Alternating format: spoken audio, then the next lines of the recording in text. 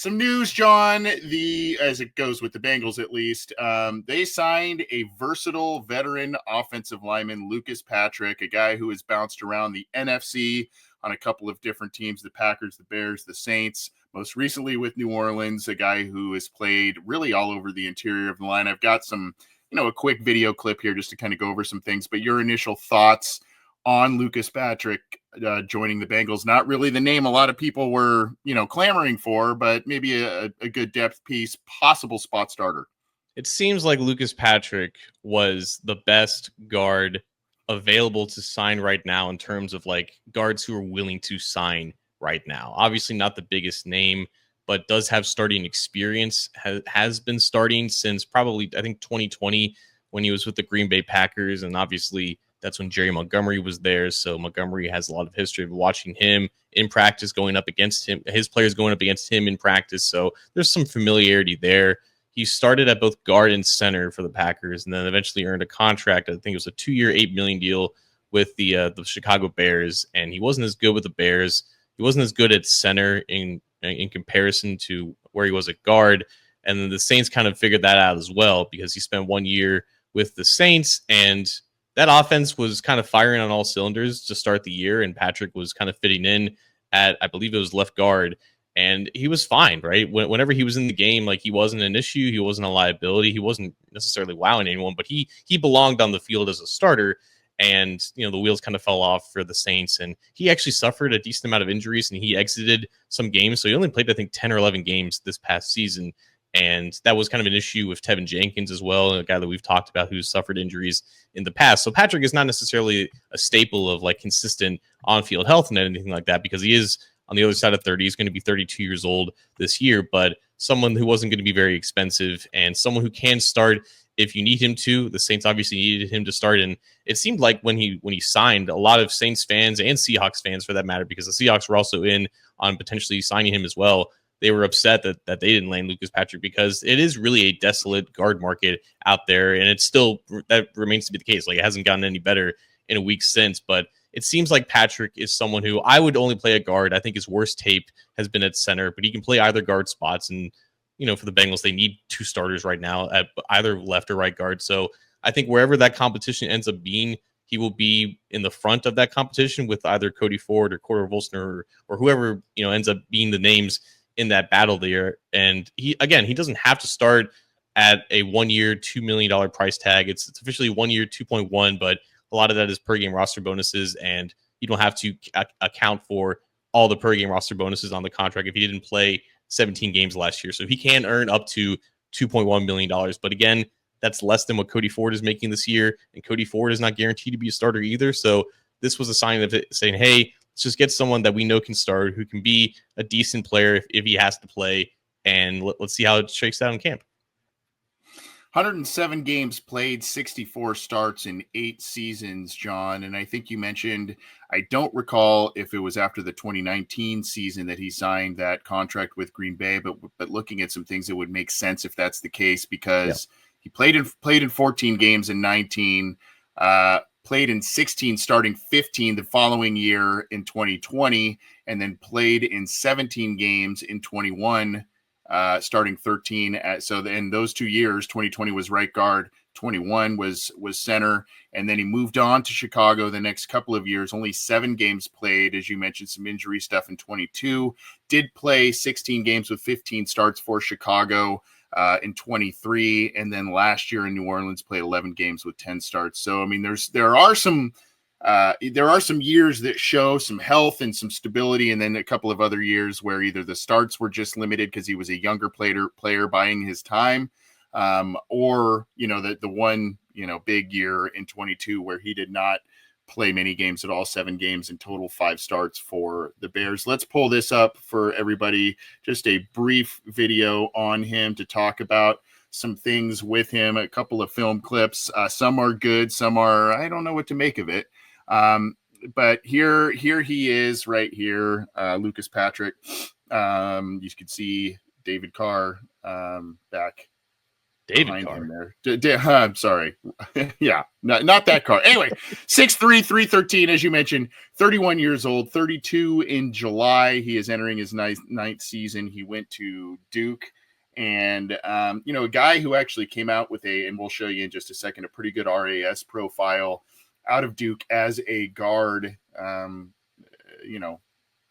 then look here. To me, this was the quintessential Bengals outside free agent, offensive lineman free agent. Versatile. Played all kinds of spots across the interior of the line. There are age and ceiling concerns. 32, by the time the season starts, the ceiling is there. If he's starting, where? And that sort of thing. Here you go. Here's the RAS profile, courtesy of Kentley Platt at MathBomb. 9.3 is where he graded at the time, which is pretty dang good. That's pretty athletic, and it shows because he did play all over the interior of the offensive line. So a guy that has some athletic skills, at least if you want to use these metrics and how firmly you stand by him. Here he is, right here, right guard. He makes a nice play and then helps the tackle out there to open things up, even though Rodgers is scrambling. Nice play here. He kind of moves the pile, moves the player on Minnesota. That becomes an A.J. Dillon touchdown on the right side. Here he is at center for the Bears.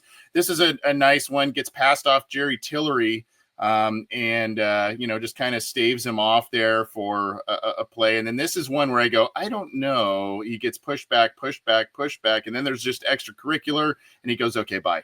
So I don't really know what to make of that last one. He kind of lost that leverage, or that was a big dude he was going up against too.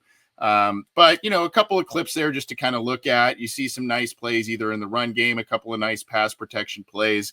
But you can see where there are times where there are losses, right? I mean, no offensive lineman's perfect, but you could see why this isn't necessarily looked at as a top tier guy. But the questions again that I brought up earlier was, where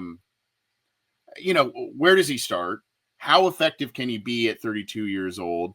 Is this actually, and I think the last question, I didn't even say it out loud that was on there, but if he starts, is it an improvement, and by how much? Whether that is a banged up Alex Kappa from the last couple of years, beating out Cordell Volson. Those are all the questions. I don't know that I have the answers to them, but those are the questions that linger out there with a guy like this. Yeah, I'm glad you brought up his athleticism, because that is notable how, obviously 10 years ago, he was a different athlete than he is now. But I think it still translates, and those types of athletes can typically play longer than maybe some of their less athletic counterparts. And I think it's still there to an extent. The Saints were run by a Kubiak last year, the younger Kubiak. So obviously, you know what that entails. A lot of wide zone, a lot of guys moving out in space. He was able to do a lot of that, especially early in the season before, again, I think injuries kind of piled up there a bit, but he's never been obviously like the answer for any team that he's been on, right? The Packers developed him and he eventually earned a starting spot, but he didn't last more than just 2 years on like a very inexpensive extension. And then, the Bears tried to get something out of him, and they just couldn't really get him to work at center where they needed him to. But the Saints found value in him, and I think that's why he earned a slight raise compared to a deal that he signed last year. When we reported on this, he had offers from both the Saints and the Seahawks. I think the Bengals ended up being they had the tied for the best offer, I think, with the Saints. The Saints wanted to bring him back, and I think he found the allure of potentially being like a starter instead of like with the Saints, he would have to go back into competition. I think he felt that he has a good chance of being a starter compared to what is currently here right now. Obviously, if they had signed a more established player earlier in free agency at one of the positions, then this would be like only a backup role. And I think the contract here is important. It could be someone that you get a lot of value as a starter who, if he does fit within the scheme, but if he backs up both left and right guard, which he can do, I think that is exactly the type of player that you want coming off the bench in a pinch, right? Because you don't want, obviously, a lot of liabilities, potentially leaking in your offensive line, and then your whole game plan kind of goes down the toilet, right? So at the very least, it's a floor raiser for the entirety of the offensive line. And I think the fact that, again, I really only see him as a guard because I don't think he was ever really that good at center. I think it does keep Matt Lee safe as the backup to Ted Karras at center. I don't really think it's nice that you have a guy that can play all three because they didn't have that last year. And you pointed this out last week when talking about Will Hernandez. They obviously value versatility a ton. So the more that you can do, the more valuable you are. But if anyone's reading too far into this signing as to like what the actual definitive plan is, I think it's still too early in the offseason to tell. Yeah, I've seen a couple people mention, does this mean now that Matt Lee is center and Karras kicks over to a guard spot and then Patrick? To me, that's too many moving parts on a line. And I don't even know if that rumor or thought process has any legs to it. It's possible, I suppose, but I think they just really value Karras at center, at least for the time being. And obviously, they're going to potentially continue to groom Matt Lee, but again, it sounds like to me that and I'm in agreement with you, but it sounds like we're both saying, hey, good depth piece, good utility infielder, if you will, right? Like a guy that can come in and just play and, you can give him a spot start if you need or that sort of thing. But this doesn't, I love the term that you said, floor raiser, but this still doesn't solve what's right in front of you in terms of starting problems at both guards and a massive roster hole potentially at right guard. I know they like Cody Ford, and Cody Ford's kind of like a Lucas Patrick in a way where he plays all over the place, but jack of all trades, master of none, right? And so got to find those guys. You got to find the guys that can get in there and start. I like this signing in a lot of different ways, but it still doesn't remedy the issues that are staring everybody in the face. You're right.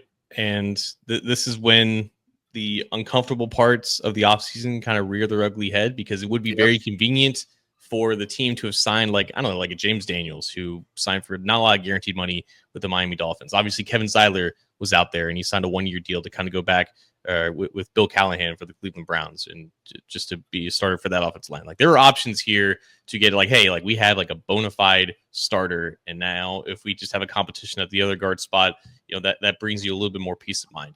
It seems like at this point, the Bengals are waiting on answers from guys like Brandon Scherff, from guys like Will Hernandez, who have their own things going on right now. And that could take weeks. That could take months, right? If you're Brandon Scherff, do you really want to go back into OTAs when you're 33 years old, when you're contemplating retirement, right? These could be additions that are made far into the offseason, and maybe the Bengals don't want to wait that long. And maybe this is just the bed that they made. You have to assume, though, that there's going to be some type of an answer coming in the NFL draft, and we don't know which round, obviously, but like they can't just go into training camp with the guys on the team. Like, something has to happen. The timing of when that happens, though, outside of the draft, I think is extremely up in the air.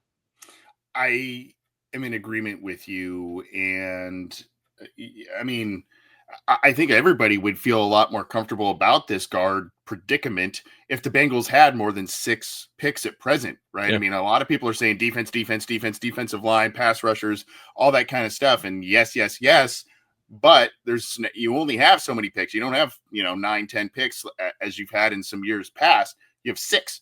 So you got to, and your margin of error at that point is slim. Now, maybe the Bengals swing a trade, maybe they move back, maybe they do all kinds of different things to collect more picks, which will segue nicely into our next segment in just a second. But the other thing too, John, that you mentioned, maybe the OTAs deal does stick in the mind of Brandon Scherff, but maybe interest is lukewarm from teams for some of these guys. And what happens is after the dust settles from the draft, teams may have not got the guard that they want, the interior lineman that they got. And now they go, hey, we got to scramble and fill out our depth. Let's kind of up our offer for some of these guys that are waiting out there post-draft.